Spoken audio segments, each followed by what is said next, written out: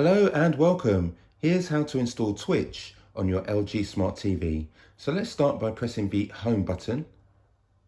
And this brings up the app launcher.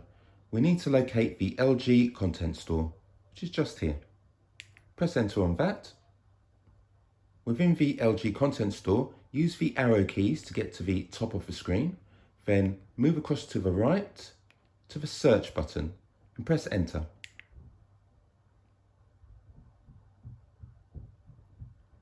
We can now search for Twitch. Type in Twitch and search. The search locates various items. However, we are looking for the app. So look for the heading app and you will see Twitch beneath it. Click on Twitch. Then click Install.